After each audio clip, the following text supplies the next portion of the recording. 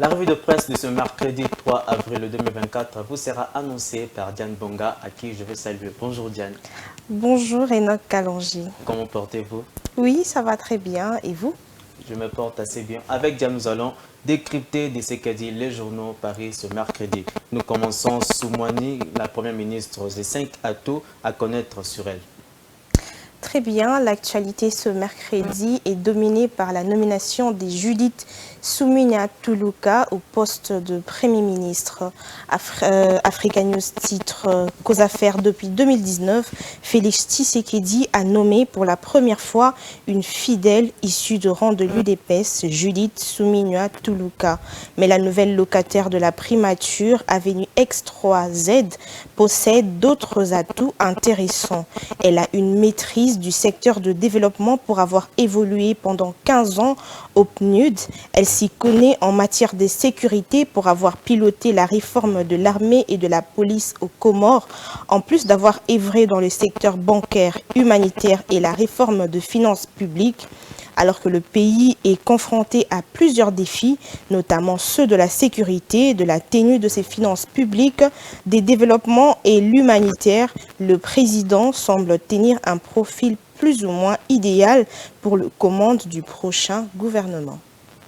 Et poursuivons, élection des gouverneurs pour la ville de Kinshasa. Deo Kassongo dépose son recours à la cour d'appel de Kinshasa-Gombe.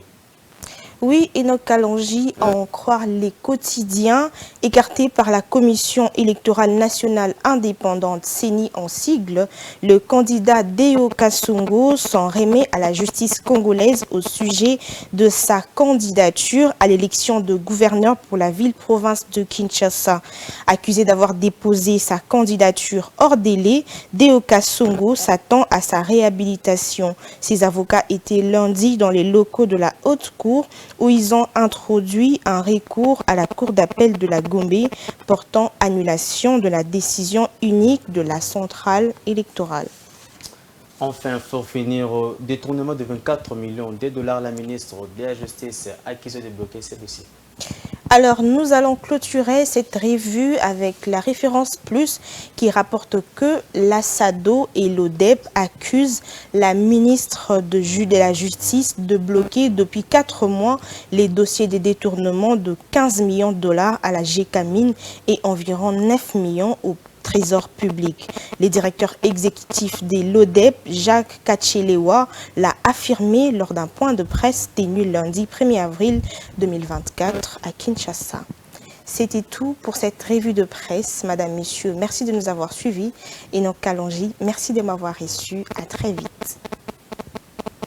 Vous l'avez compris, c'est la fin de ce 15h30. Merci de nous avoir suivis. Bonne suite de programmes sur Mandico Télévision. L'actualité continue. Merci.